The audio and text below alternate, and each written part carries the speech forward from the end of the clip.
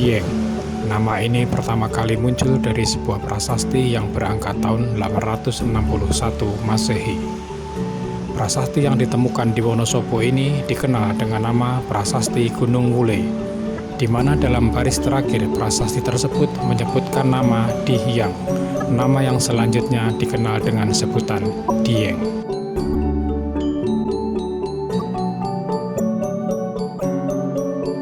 Dieng merupakan kaldera atau kawah raksasa yang terbesar di Jawa Tengah.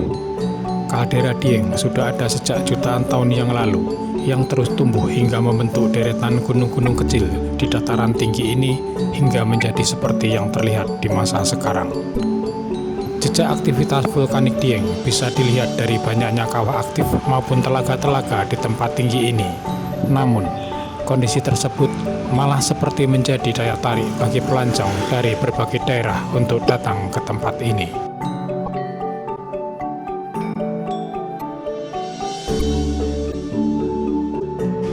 Kompleks Candi Dieng merupakan kawasan kepurbakalaan yang berasal dari masa Hindu-Buddha. Kompleks candi ini diperkirakan mulai dibangun pada abad ke-7 Masehi dan terus berkembang hingga akhir masa kejayaan Mataram kuno di Jawa Tengah. Keberadaan Kompleks Candi Dieng baru diketahui pada masa pendudukan Inggris tahun 1814. Pada saat ditemukan oleh pemerintah Inggris, kawasan candi di tempat ini hampir seluruhnya terbenam oleh air. Lokasi candinya yang berada di lembah menjadikan tempat ini layaknya sebuah telaga pada saat ditemukan.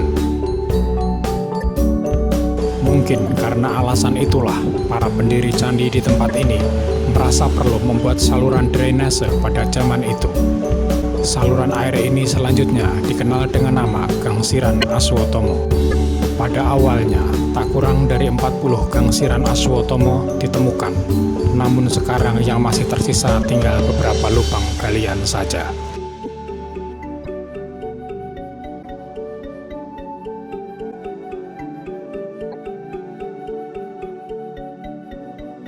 Kompleks Candi Dieng juga memunculkan kontroversi tentang jumlah keseluruhan candi yang pernah berdiri di tempat ini.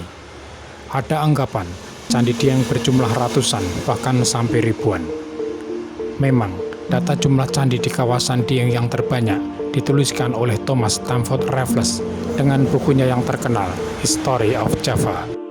Dalam bukunya tersebut, Raffles menuliskan candi di kawasan Dieng berjumlah 400 candi. Namun, Raffles rupanya hanya menyalin laporan dari H.C. Cornelius, seorang kolonel Belanda yang dipekerjakannya, tanpa pernah melihat langsung ke 400 candi yang ditulisnya. Tulisan khayalan Raffles tersebut otomatis gugur setelah beberapa tahun kemudian para peneliti Belanda mengumpulkan data sebaran candi Dieng berjumlah 117, dan sejak tahun 1930 Kompleks Candi Dieng dinamai menggunakan nama-nama tokoh pewayangan dari kisah Mahabharata. Dari keseluruhan nama tokoh pewayangan pada candi-candi di tempat ini, Candi Bima menjadi candi yang tertinggi dan terbesar, yang kemungkinan disesuaikan juga dengan perwujudan dari tokoh wayang tersebut. Ukuran Candi Bima tersebut bisa menjadi tolak ukur fisik bangunan candi-candi di tempat ini. Dengan tinggi yang hanya 8 meter dan lebar kakinya 6 meter, tentu candi-candi lain di kawasan Dieng dimungkinkan tidak ada yang melebihi ukuran Candi Bima.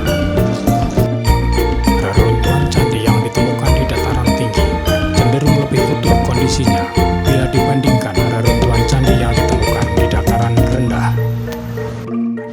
Selain di dataran rendah, banyak candi yang ditemukan dalam keadaan roboh, bahkan tertimbun material vulkanik. Di daerah rendah juga lebih padat aktivitas manusianya, sehingga kondisi candi-candi yang ditemukan saat itu malah lebih parah dibandingkan candi-candi yang ditemukan di dataran tinggi. Demikianlah, fakta saat ini memberi gambaran akan kondisi tempat ini pada masa lalunya. Bekas kaldera menunjukkan tempat ini merupakan kawasan gunung berapi besar pada masa purba dahulu. Dari jejak arkeologi, 9 candi yang masih tersisa saat ini bisa memberi jawaban akan jumlah candi yang pernah berdiri di tempat ini. Lokasi dataran tinggi Dieng yang terpencil di ketinggian